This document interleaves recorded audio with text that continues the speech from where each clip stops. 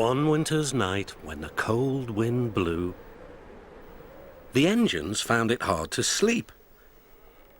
"What we need," suggested Toby, "is to listen to a story." "A mysterious story," said Percy. "But," added Duck, "it must have a happy ending." "Driver told me a story," said Thomas. So everyone listened. "Once upon a time," began Thomas, "there were 3 little engines who lived in their own little shed on their own little railway. Their names were Duke, Stuart, and Falcon. Duke was the oldest and named after his grace, the Duke of Sodor.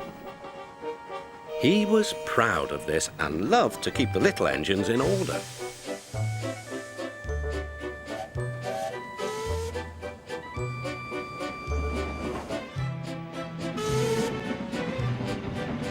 Whenever they did anything that Duke thought wrong,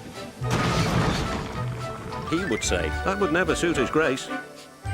Other engines came and went, but Duke outlasted them all. Stuart and Falcon used to call him Granpuff. They were fond of him, but they got very tired of hearing all about his grace. Sometimes they would tease him and chant, "Engines come, engines go, Granpuff goes on forever."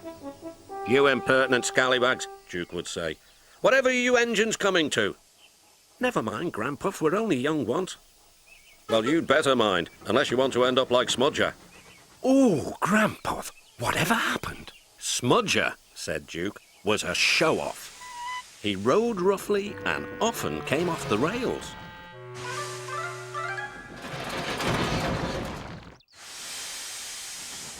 I warned him to be careful, but he took no notice." "Listen, Dookie, who worries about a few spills?" "We do here," I said, but Smudger just laughed. Until one day, manager said he was going to make him useful at last. Smudger stopped laughing then. "Why? What did he do?" "He turned him into a generator. He's still there behind our shed. He'll never move again." After that, Stuart and Falcon became really useful engines, and all 3 were happy together for many years.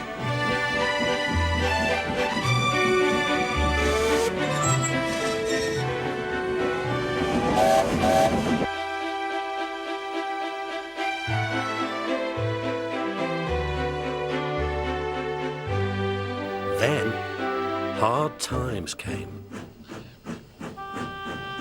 The mines in the hills closed. And the railway was closed too. People came to buy the engines. "We'll take Stuart and Falcon." No one wanted Duke. They thought him too old. "Cheer up, Granpuff," called Stuart. "We'll find you a nice railway, and then you can come and keep us in order." They tried to be brave and cheerful, but no one really thought their dreams would come true. Duke's driver and fireman oiled and greased him one last time. They sheeted him snugly and said goodbye. They had to go away and find work. Duke was alone. "Oh well," he sighed, "I'll go to sleep. It'll help pass the time."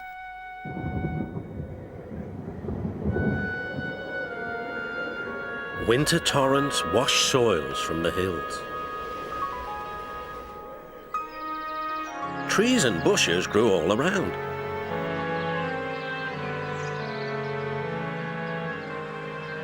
You wouldn't have known a shed was there, let alone a little engine asleep inside. "That's not a happy ending," exclaimed Percy. "Ah," murmured Thomas sleepily, "there will be, but that'll have to wait until next time."